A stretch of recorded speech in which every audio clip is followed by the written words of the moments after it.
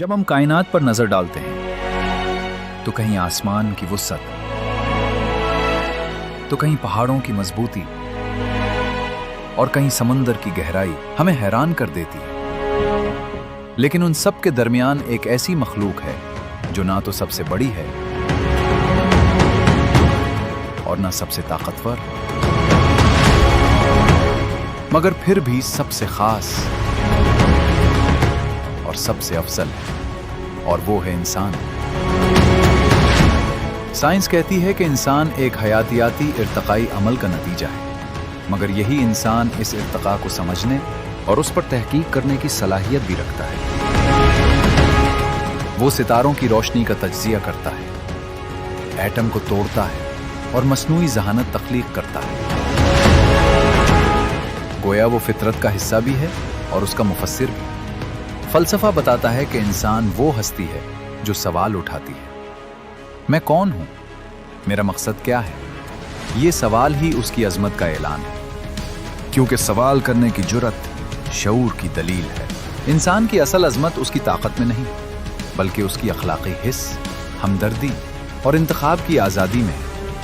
وہ اندھیروں میں بھی معنی تلاش کر لیتا ہے اور مٹی سے اٹھ کر تہذیبیں تعمیر کر دیتا ہے۔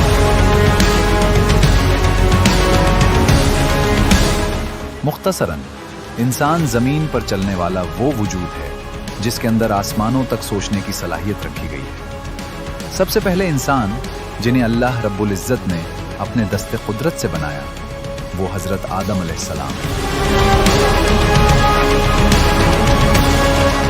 اللہ تعالیٰ نے تخلیق آدم سے قبل باقاعدہ اس کی تخلیق کے مقصد کو واضح کیا۔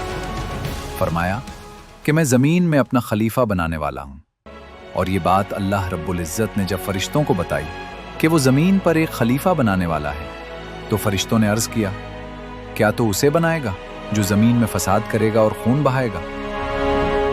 فرشتوں کا یہ سوال اعتراض نہیں بلکہ تجسس پر مبنی تھا۔ اللہ تعالیٰ نے جواب دیا، بے شک میں وہ جانتا ہوں جو تم نہیں جانتے۔ اور یہ سوال فرشتوں کا اس لیے بھی تھا کہ خلافت کا مطلب ہوتا ہے اختیارات عطا کرنا۔ اس سے قبل اللہ رب العزت نے جنات کو زمین پر آباد کیا تھا، انہیں بھی اختیار دیے گئے تھے، تو انہوں نے زمین پر خون ریزی پھیلائی، زمین میں ہر طرف فساد برپا کیا۔ اس لیے یہ اندیشہ تھا کہ اگر انسان کو فری ول دی جائے گی تو کہیں یہ بھی فساد برپا نہ کرے۔ اللہ تعالیٰ نے آدم کو مٹی سے پیدا کیا، اس کا ذکر قرآن پاک میں بھی ہے۔ ہم نے انسان کو کھن کھناتی مٹی سے بنایا جو سڑے ہوئے گارے سے بنی تھی، سورۃ الحجر 26۔ نبی کریم صلی اللہ علیہ وسلم نے فرمایا، اللہ تعالیٰ نے آدم علیہ السلام کو ایک مٹھی بھر مٹی سے پیدا کیا جو پوری زمین سے لی گئی تھی، سنن ترمذی۔ اللہ تعالیٰ نے جب آدم کو پیدا کرنے کا ارادہ فرمایا تو زمین سے مختلف رنگوں اور اقسام کی مٹی جمع کی گئی۔ چونکہ انسان کی تخلیق میں زمین کے مختلف خطوں سے مٹی شامل کی گئی اور ہر جگہ کی مٹی الگ خاصیت رکھتی ہے، بعض جگہ کے رنگوں میں فرق ہوتا ہے، بعض جگہ مٹی کی کیفیات میں فرق ہوتا ہے۔ یہی وجہ ہے کہ بنی آدم کی رنگت اور مزاج میں فرق پایا جاتا ہے، اور اولاد آدم میں کوئی سفید ہے، کوئی سرخ، کوئی سیاہ اور کوئی ان کے درمیان۔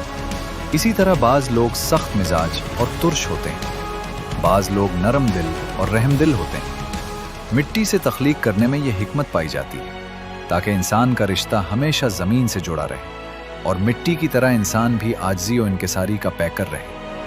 اللہ تعالیٰ نے آدم علیہ السلام کے پتلے میں روح پھونکی اور پھر انہیں تمام اشیاء کے نام اور ان کی حقیقت کا علم عطا کیا۔ جب فرشتوں سے ان اشیاء کے بارے میں پوچھا گیا تو وہ عاجز آ گئے، جبکہ آدم علیہ السلام نے ان کے نام بتا دیے۔ اس علمی برتری کو ظاہر کرنے کے بعد اللہ نے حکم دیا، آدم کو سجدہ کرو۔ تمام فرشتوں نے سجدہ کیا، مگر ابلیس نے انکار کر دیا۔ ابلیس جو کہ جنات میں سے تھا، اپنے تقوی کی بنا پر فرشتوں کی صف میں شامل ہو گیا، لیکن اس کے اندر چھپا تکبر اس وقت ظاہر ہوا جب اس نے کہا، میں اس سے بہتر ہوں، تو نے مجھے آگ سے پیدا کیا اور اسے مٹی سے۔ تخلیق انسان کے موقع پر یہ بات بالکل واضح ہو گئی کہ شیطان انسان کا دشمن ہے शैतान को इंसान की अजमत और बरतरी बर्दाश्त नहीं। फरिश्ते अगरचे के नूरी मखलूक हैं और नूर की सिफत नार से बेहतर होती है, लेकिन फिर भी फरिश्तों ने अल्लाह के हुक्म के आगे लॉजिक और दलील पेश नहीं की। फरिश्तों ने अपनी ज़ात और फ़ज़ाइल को देखने के बजाय ये देखा कि ये हुक्म किसने दिया है। उन्होंने अपनी ज़ात को नहीं बल्कि हुक्म इलाही को अहमियत दी, मगर इब्लीस ने हुक्म इलाही के मुकाबले में अपनी ज़ात को तरजीह दी। इस सरकशी की बिना पर अल्लाह ने उसे अपनी बारगाह से निकाल दिया और मरदूद करार दिया। यहाँ से शैतान की अदावत का आगाज होता है।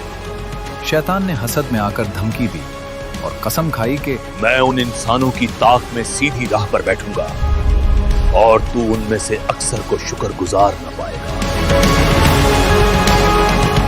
और इब्लीस ने क़यामत तक की मोहलत मांगी। ये है शैतान का असल मिशन कि वो आदम और औलाद आदम का ना सिर्फ दुश्मन है बल्कि उन्हें गुमराह करके अपना गुलाम बनाकर रखना चाहता है।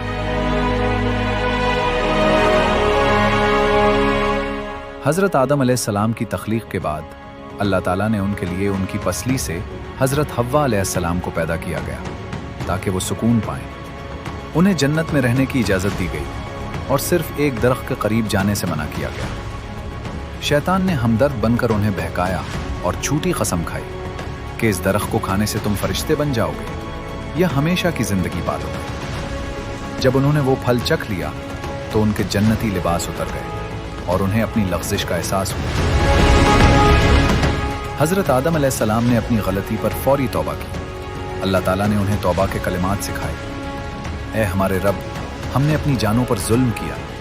अगर तूने हमें माफ़ न किया और हम पर रहम न फरमाया तो हम नुकसान उठाने वालों में से हो जाएंगे। अल्लाह ने तौबा कबूल फरमाई, लेकिन अब इंसान की आजमाइश का वक्त शुरू हो चुका था। इसलिए हुक्म हुआ कि अब तुम सब जमीन पर उतर जाओ, जहां एक वक्त तक क़याम करना है। इंसान की फजीलत का मेयार कद व कामत या मादा नहीं बल्कि इल्म है। शैतान ने नाफरमानी की और दलील दी तो मरदूद हुआ। आदम अलैहिस्सलाम से लग़्ज़िश हुई। ये गुनाह नहीं था, ये इज्तिहादी खता थी, मगर उन्होंने आजिज़ी और तौबा की तो अल्लाह के मुकर्रब बने। इंसान की अज़मत सिर्फ इसमें नहीं कि वो गुनाह नहीं करता, बल्कि इसमें है कि वो गुनाह के बाद शर्मिंदा होता है, इकरार जुर्म करता है और अल्लाह की बारगाह में रुजू करता है। अल्लाह ताला ने इंसान को तख्लीक करने से पहले बाकायदा एक मकसद अता किया और इख्तियार भी अता किया। अगर इंसान को इख्तियार ना दिया जाता, सिर्फ मकसद होता, तो फिर इंसान की मिसाल फरिश्तों जैसी हो जाती। इंसान अपनी विल से नहीं बल्कि फरिश्तों की तरह मजबूर महज होकर इबादत करता रहता। इताअत की कोई कदर ना होती, ना कोई इम्तिहान होता, ना कोई इनाम। और अगर सिर्फ इख्तियार दे दिया जाता, मकसद न दिया जाता, तो इंसान की तख्लीक अबस और बेकार हो जाती। न खैर व शर का वजूद होता और ना ही अखलाकी अक़दार का कोई तसव्वुर होता। इंसान को अल्लाह ताला ने मकसद ढूंढने के लिए नहीं भेजा, बल्कि मकसद देकर भेजा, ताकि वो अल्लाह ताला की इबादत और इताअत करे और अल्लाह ताला के निज़ाम को दुनिया में नाफिज करे।